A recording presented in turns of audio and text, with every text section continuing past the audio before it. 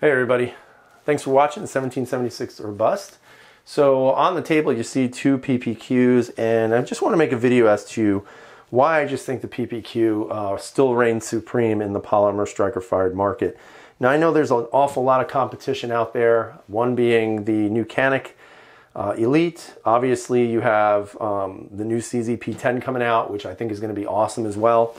And of course, you look at some of the other firearms that are available on the market, some of the old school ones like the Glock, the Smith & Wesson M&P, the H&K VP9, the SIG 320. I mean, there's just a huge amount. And the Ruger American, and if I forgot any or overlooked any, I apologize.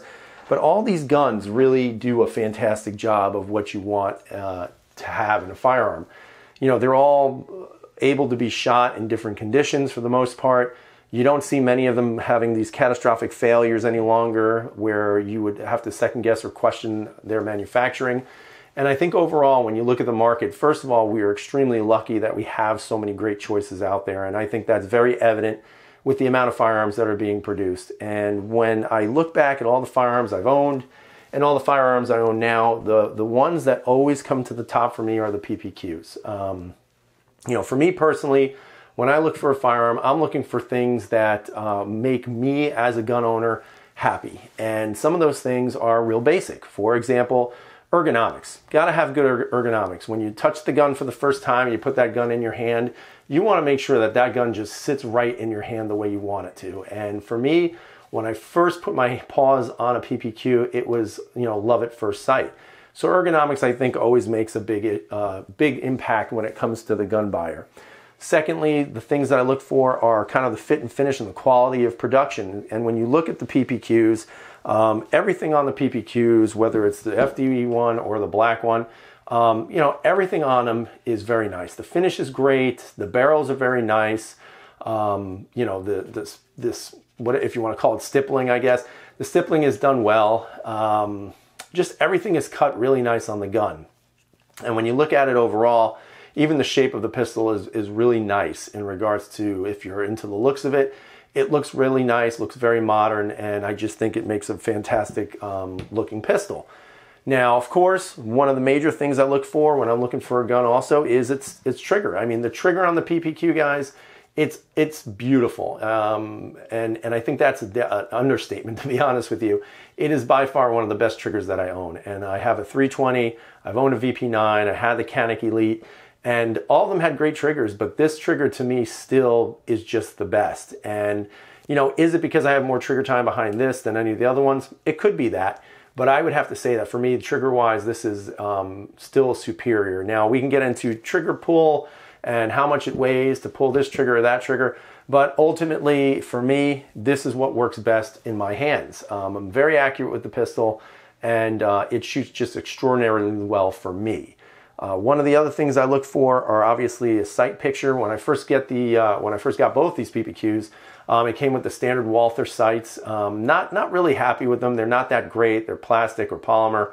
I know they're trying to keep the cost of the gun down. I do appreciate that. And honestly, I don't mind it because most of the guns I buy, even if they have factory night sights, I tend to change them out depending on what's available. So for a lot of my firearms, I wind up going with Ameriglows, just because I like their setups better. However, they don't make Ameriglows for Walther PPQs, so I went with the TFX Pros, and these are great sights. I mean, I don't have any issues with them.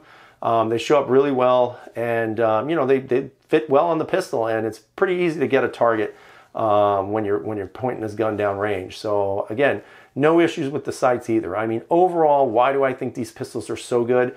I think for me, they just fit every single thing I want. Is it the ideal carry pistol? That's going to depend on you. Some people like to carry a gun this size. Some people say it's a little too big.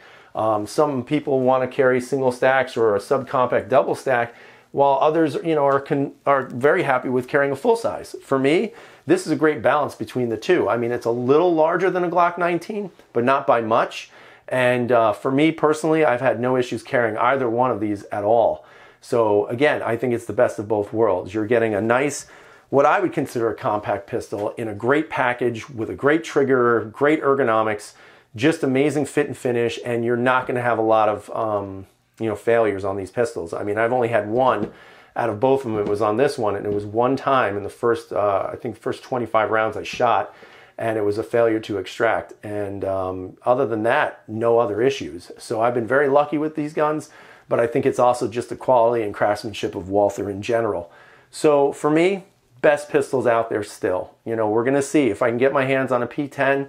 You know, obviously this is going to be the gun I'm going to compare it to. This to me has set the standard in regards to what you can find on the modern polymer market. You know, this might offend some Glock guys, but look, I have a Glock. I love my Glock and it's not going anywhere. But for me, these are still the best guns that I own. And I think it's going to stay that way for a long time. Hopefully one day something will come along and dethrone them. But right now, to me, these are the best. And I still think if you're looking for an affordable pistol with a great trigger on it, great ergonomics, this would be the one to get. Now, some people say the trigger might be a little bit too light to carry. Honestly, guys, I've carried these for now, gosh, this one going on over a year, this one only for several months, and I've never had any issues carrying these with a round in the chamber. As long as you keep your finger off that trigger, you should have no issues whatsoever. And as long as you practice holstering and unholstering, you should be good to go. But again, it's going to be based on your preference and what you're comfortable with. So I hope you guys understand why I love these guns so much. And if you haven't checked them out, go and check them out. You know, go to the Walther website and check them out. And you can see how good of a gun they really are. You know, maybe as time goes on, these will be improved. Maybe in the regards of the slide height. But other than that, I mean, these guns are still great. And I don't see them going anywhere anytime soon. So I hope you guys are being safe out there. And as always, freedom is never free.